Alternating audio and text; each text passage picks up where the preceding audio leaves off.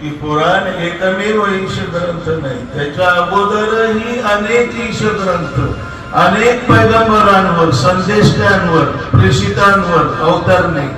भाषा वेगळी असेल, देश वेगळा असेल, तो पैगंबर वेगळा असेल, तो मानवी समाज वेगळा असेल, तो काळ वेगळा असेल, पण पैगंबर वेगळे होते म्हणून पैगाम मात्र वेगळा नव्हता, तो एकच होता, फक्त भाषा वेगळीच होती.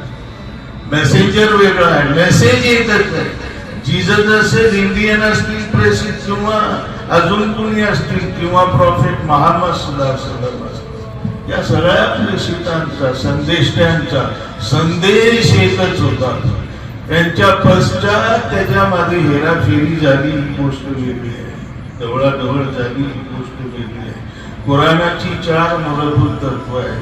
त्यापैकी पहिलं जे तत्व आहे ना, ते एवढं इम्पॉर्टंट आहे की त्याच्यावरच माणसाची भावी जीवन जे उभं राहतं ना, त्याला दिशा मिळते. जे तत्व हे आहे, ही दुनिया अंधेर नगरी आहे. ही दुनिया चरागाह ज्याला म्हणतात, चरणे की जगा, किंवा कुराण ज्याला आपण म्हणतो, मोकळं रान. मोकळं रान नाही, ही दुनिया एक्झाम हॉल, अंधेर नगरी नाही, पाहणारा आहे. आणि मोकळं रान नाही, एक्झाम हॉल आहे. पाहणारा आहे, ऐकणारा आहे. आणि भगवंताची ओळख, ईश्वराची ओळख, पुराणाचा म्हणजे पहिला मूलभूत संदेश अखिल मानव जाती, जो तुकोबांनी करून दिला. सरांनी आता उल्लेख केला. तुकोबा म्हणतात, कार्य ना ठरविसी कृपाळू देवासी, पोषितो जगाशी एक राहतो. आपण सर्वस्वज्ञ आहोत, साऱ्या जगाचं पोषण करणारा, पोषितो जगाशी एक लातो, बाळा दुधा कोण करीते उत्पत्ती. तुकोबा प्रश्न विचारतात अभंगात. आणि मी शाळेतल्या पोरांना असं समजा की तुम्ही मुलंच आहात, मी गुरुजी नाही, तर मुलांना विचारतो प्रश्न की बाळा, हे हिंदूचं बाळ आहे, हे मुसलमानाचं आहे, हे ख्रिश्चनाचं आहे, हे जैनाचं आहे, हे अमेरिकन आहे, हे इंडियन आहे.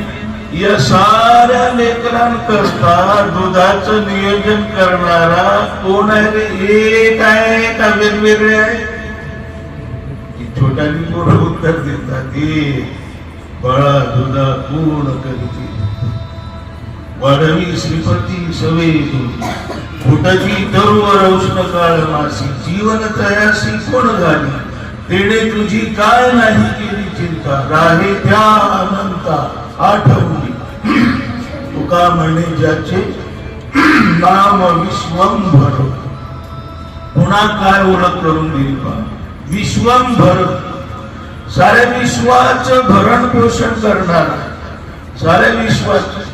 कुराणाने म्हटलंय रब्बुल आलमीन, साऱ्या आलमीन का रब, साऱ्या विश्वांचा रब म्हणजे निर्माता पण आहे, शासक पण आहे, मालक पण आहे, पालनहार पण आहे, उपयोग घालणारा पण आहे, रब्बुल आलमीन.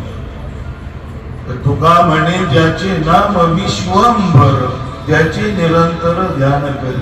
सगळ्या संतांनी ओळख करून दिली ना, ती पहाटे पासून ते सायंकाळपर्यंत अन्न पाणी सोडण्याचं नाव नाही. रोजा जुबान का भी है, आंखों का भी है, कानों का भी है, हाथों का भी है, पैरों का भी है. हा रोजा, हा उपवास, ही एकादशी कदाचित पहिल्यांदा ऐकली असेल. जुबान का भी रोजा, आंखों का भी रोजा है, हाथों और पैरों का भी रोजा है.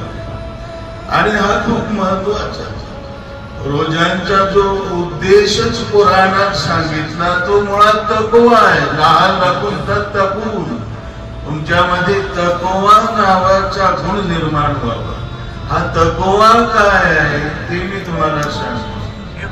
पैगंबरांचा आणखी एक उपदेश आहे. ते म्हणाले, जो रोजा ठेवू नाही, उपवास ठेवू नाही, खोट बोलणं आणि खोट वागणं सोडत नाही. त्याच्या निव्वळ उपासमारीची अल्लाहला, भगवंताला काळी मात्र गरज नाही. डॉक्टर, बऱ्याच डॉक्टरांना पेशंटची नाडी कळते, परंतु हे सामाजिक कार्यकर्ते असणारे डॉक्टर यांना समाज मनाची नाडी गवसलेली आहे. आणि हे काय करता येईल समाजासाठी, म्हणजे कळवळा तो त्यांच्या खाली आहे.